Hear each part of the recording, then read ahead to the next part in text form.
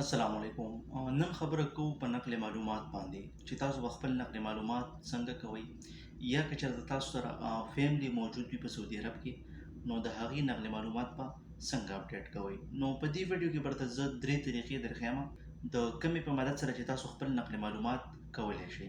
او دا هم چې نقل معلومات وایي څه ته او که چېرته تاسو خپل نقل معلومات اپډیټ نه کوئ نو بیا تاسو ته کمې مسلې مخې ته راتلی شي کوم چې به در سره د ویډیو په اخره کې ډسکس کوم. اوس راځو د اولني سوال طرف ته چې نقل معلومات وایي څه ته. کوم چې زاړه ملګري دي هغې خو په دې باندې پوهېږي خو زیاتره نوي ملګرو ته پته نه وي چې نقل معلومات څه ته وایي. نو ګورئ چې تاسو کله هم په سعودي عرب کې موجود یې او ستاسو پاسپورټ ایکسپایر شي کوم چې ستاسو پاسپورټ وي هغې کې خامخا ایکسپایري ډیټ وي د هغې نه بس بیا تاسو رینیو کوئ او بیا تاسو نوی پاسپورټ ساز کوئ نو د دغې نوي پاسپورټ ډیټیل چې کوم دی د سعودي عرب په سیستم کې اپډیټ کولو ته نقل معلومات وایي. کله هم چې تاسو خپله توکل نه یا ابشر کلاو کوئ نو په هغې کې به تاسو سره د پاسپورټ ډیټیل مخې ته راځي. اوس که چېرته ستاسو پاسپورټ ایکسپایر شوی وي او تاسو بل پاسپورټ ساز هم کوئ نو په توکل نه یا ابشر کې به تاسو ته د دغې نوي پاسپورټ ډیټیل نه شو کېږي چې تر څو پورې تاسو نقلي معلومات کړی نه وي. مطلب تاسو چې د څو پورې د نوي پاسپورټ ډیټیل اپډیټ کړي نه وي نو د هغې پورې به تاسو ته دغه ډیټیل په ابشر کې یا په توکل نه کې نه شو کېږي. اوس ډېرو ملګرو ته دا مسلې راځي چې کله ستاسو پاسپورټ ایکسپایر شي نو ستاسو کفیل نقل معلومات نه کوي یا مطلب ستاسو کفیل د نجران وي د جدي وي یا د دمام وي او تاسو په بل ښار کې پاتې کېږئ مطلب په هغه ښار کې ورسره تاسو نه یا د کفیل خوا کې تاسو نه یا ستاسو کمپني ستاسو نقل معلومات کول نه غواړي نو بیا د دې نه پس تاسو خپل نقل معلومات په دریو طریقو باندې کولی شئ.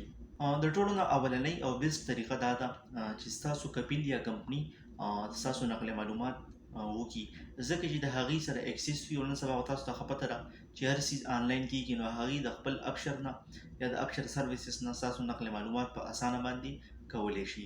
مخکې به داسې کېدل چې ستاسو کفیل به یا تاسو به په خپله باندې نوی او زوړ پاسپورټ جوازاتو ته ویوړو او هلته به انتظار کوو مطلب ډېرې مسلې به پکې راتلي د هغې نه پس به ستاسو نقل معلومات اوښتل او اوس ستاسو کفیل یا کمپني په اسانه باندې د خپل سیسټم یا د موبایل نه ستاسو نقل معلومات اپډیټ کولی شي. اوس که چېرته ستاسو کمپني یا کفیل ستاسو نقل معلومات نه کوي د څه وجې نو بیا به تاسو خپل نقل معلومات په کومه طریقه باندې به کوئ. نو بیا راځو د دویمې طریقې طرف ته کوم چې تاسو د خپل ځان لپاره هم کولی شئ او د خپل فیملی لپاره هم کولی شئ. نو تاسو به خپل ابشر ته لاړ شئ او هلته به تاسو د تواصل سروس په ذریعه باندې هغې ته میسیج وکړئ. میسیج به تاسو په عربۍ کې لیکئ او په هغې کې به تاسو دا ورته وایئ چې ما سره فیملی موجود ده او مهرباني وکړئ زما دا نقل معلومات اپډیټ کړئ. د هغې نه پس به تاسو د دغې میسیج سره د خپل اولډ او نیو پاسپورټ دواړو فوټوکاپي اټیچ کړئ او هغه به ورته سینډ کړئ. نو انشاءالله له دریو نه واخله تر د څلورو ورځو پورې به ستاسو نقل معلومات اپډیټ شي. دا شوه خبره د فیملی دپاره. دا طریقه تاسو هم کولی شئ خو زیاتره د اقامه هولډرز دپاره دا طریقه مطلب نه ده صرف د فیملی دپاره دا طریقه کېدی شي. په دې طریقه باندې تاسو هم خپل ریکویسټ سینډ کولی شئ خو زیاتره کوم چې اقامه هولډر کسان وي نو د هغې دپاره دا طریقه کارآمد نه ده. په دې طریقه باندې د هغې